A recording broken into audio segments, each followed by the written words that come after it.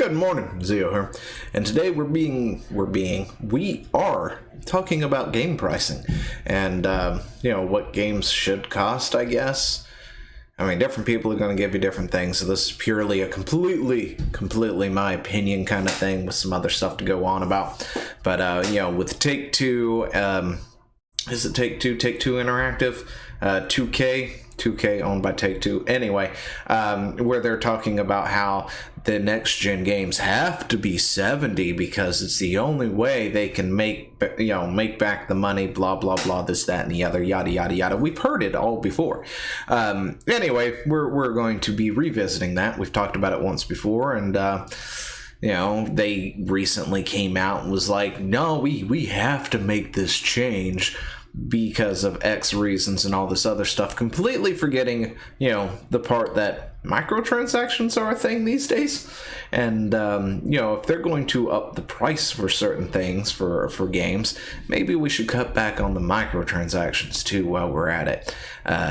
Just to counterbalance it, because there's nothing like paying $60 or $70 for a game and then realizing you're having to pay 20 here, 20 there, 10 there, 10 there, 3 here, 3 there, just to get the complete experience of the game.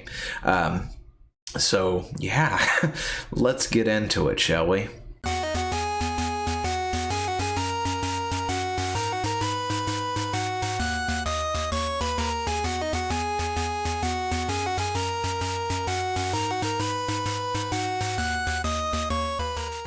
And if you haven't gotten your coffee yet, go ahead and get that now, and hit that follow button, like, subscribe, leave me a comment, all that good jazz. You know how it goes, right? And eventually my chair is just going to break and I'm going to die. I'm going to lay here in the floor dead. Anyway, aside from all of that, this is what we're looking at right now. This was published 16 hours ago, of course. As of right now, next gen gaming's problem isn't the price tag, it's rampant microtransactions, which I honestly truly believe is definitely the truth.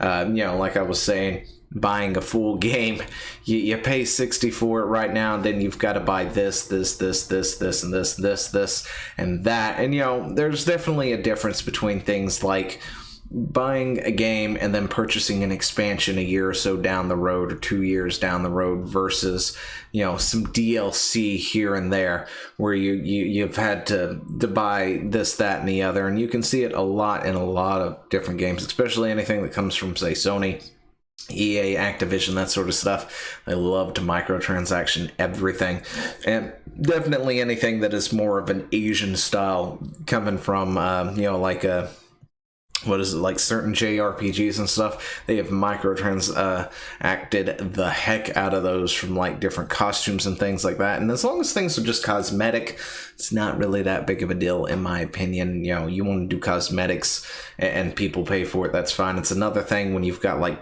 parts of games hidden behind transactions or stuff, or certain other things like what was it? I think it was the Mortal Kombat incident, where you had to pre-order the game in a certain spot to get a certain character, or you faced not getting them at all, you couldn't get them at all, and all this other stuff. And it's things like that that are really, really ridiculous, rampant, and running wild. As for the price is fine as it is, with $60. I was looking at this article here, which came from October of last year, and I was going through there and saw this, and it's like, the sequel to what was it, Modern Warfare 2? Or Call of Duty 2, I'm sorry. Call of Duty, the sequel to it that released for PC late October. The game is still sported at a AAA price of $49.99, but when the game made its console debut a month later on the 360, it was $59.99, setting, apparently, according to this article, setting an industry altering price. And then since then, everything has been $59.99.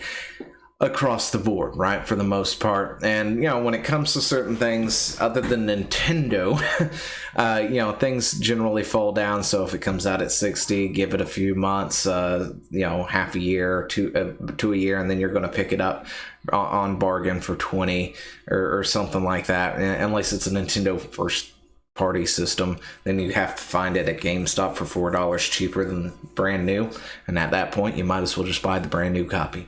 But yeah, I was looking at that and I was just thinking, you know, I've been around for a long time.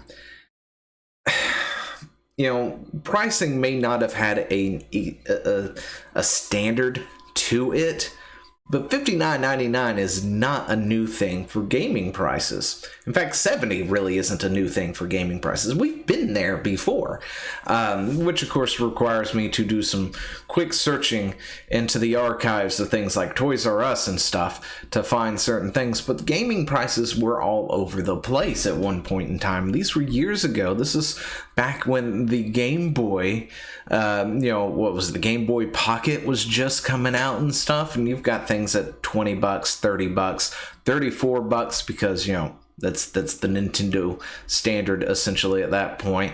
You know, $19 for that, $29.99 for that, and so on and so forth. You get to the PlayStation era of things, and you know, you're looking at $200 for a console. Memory card's about $25.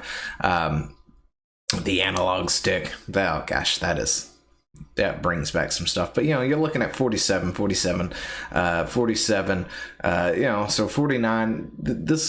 It was pretty dang close already to that, and I know there were things more than that at some point. I mean, if you look over here at gosh, what was this, the Saturn, you know, you've got like 52. 52 was kind of the Saturn's main top price point, you know, NBA Jam, and then things would go under that. So, you know, having something at 60 or 70, you know, it's really not that big of a difference. The only problem, of course, is the microtransactions at that. I mean, look, at the Super Nintendo, you had $60 games already. So this idea that Call of Duty set a standard for pricing, I think, is a bit out there. Whoever wrote that article hasn't been around the block that long. I mean, look at that. This is Marvel Superheroes at $60. Street Fighter Alpha 2, $70 back then. So, you know, they didn't set the pricing, that's for sure. So I'm not really sure what they're getting at that. But, you know, as the announcement of NBA 2K21 being set at $70 for the new systems, of course, everybody's upset about that, and which is fine. I understand that because I, too, you know, don't want it to be $70. I think $70 is a bit ridiculous. We you know, 60, I think, is more than fair. The problem is these titles have microtransactions. Like we talked about FIFA recently, right? FIFA Ultimate Team Packs. If that game is $70 and then I'm having to pay $2 per pack to maybe eventually one day have a full roster of decent players on my team to play with and spend thousands of dollars or hundreds of dollars into those packs just to get those, 70 is way more than what that game should be cost. I should be picking this game up at least at $10, in my opinion, at that point. Especially if I'm going to be spending hundreds, if not thousands, into the microtransactions to get the full damn game. That's my point. When it comes to this, if it's not something that has rampant microtransactions, then yes, I can see $60-$70. If it's an RPG and there is no real DLC or anything else like that, you know, maybe it's an MMO or something, I can see $60-$70 no problem, because that's where they're making their money from. But when you've got games like NBA 2K that are rampant microtransactions, nope, you should stay far away from those games and vote with your wallet. Anyway, let me know what you think down in the comments below, and I will talk to you later. See ya. Hey, thanks for watching. Don't forget to leave a comment, smash that like button, and always subscribe for more. And of course, there are other videos floating around somewhere on the screen, so click one of those and see if you can find something that suits your fancy. Till then, I'll see you later. Bye.